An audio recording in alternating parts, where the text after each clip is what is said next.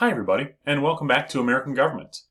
It's another big day today, because today we're going to talk about another one of my three favorite branches of government, the judicial branch.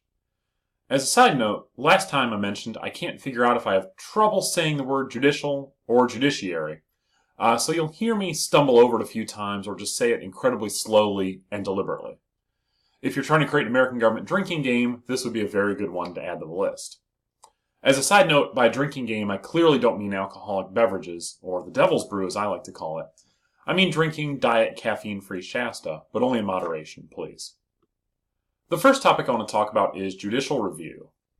As you may remember from one of the early lectures, this is the idea that the Constitution is the supreme law of the land, and that the Supreme Court is the arbiter of what the Constitution says. Any laws that disagree with the Constitution are invalid, and the Supreme Court has the right to strike these down. It's important to note that this power isn't explicitly given to the Supreme Court in the Constitution. As we noted in class, it comes from Federalist Papers, where Alexander Hamilton said, "It's not otherwise to be supposed that the Constitution could intend to enable the representatives of the people to substitute their will to that of their constituents. It is far more rational to suppose that the courts were designed to be an intermediate body between the people and the legislature in order, among other things, to keep the latter within the limits assigned to their authority." The basic idea of this quote is that we can't allow Congress to be the protectors of the Constitution because members of Congress are supposed to do what the people ask, even when that potentially violates the Constitution. To do otherwise would be to substitute their will or their beliefs for the beliefs of their constituents.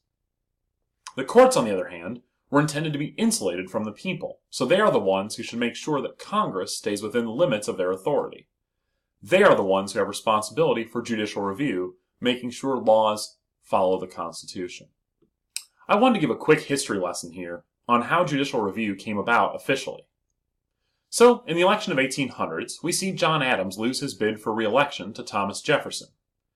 The Federalist Party was going to lose power, so they figured they had one more shot to maintain that power, and that was through controlling the courts.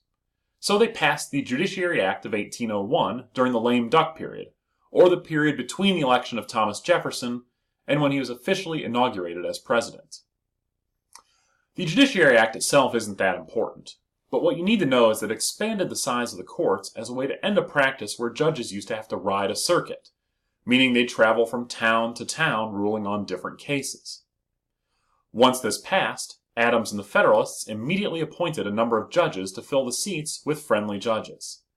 These judges were appointed and confirmed by the Senate, and Adams filled out the commissions, or the letters officially appointing them, the day before he turned into a pumpkin and Jefferson became president. As a side note, this is why this case is often called the case of the Midnight Judges. This happened right before midnight, presumably when Jefferson would become president. Some of these commissions were delivered, others were waiting to be delivered as Jefferson took over. Jefferson ordered his Secretary of State, James Madison, to stop delivering the commissions, and in his argument, he meant that these appointments were canceled and that these people were not officially judges. One of the judges was named Marbury, and he disagreed with this interpretation of the law. His argument was that once he was nominated and confirmed, he was officially a judge, and that the commission itself was merely a formality.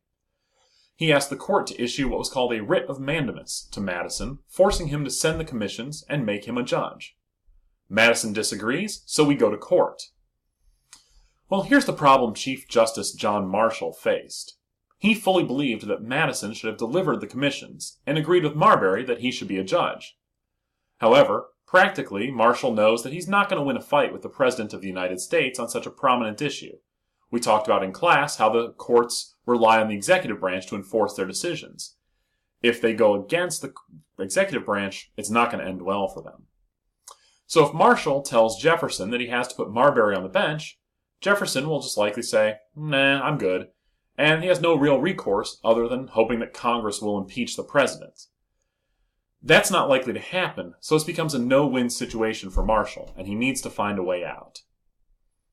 The decision he ultimately made was that while he agreed that Marbury should be a judge, the underlying law before this whole thing was unconstitutional.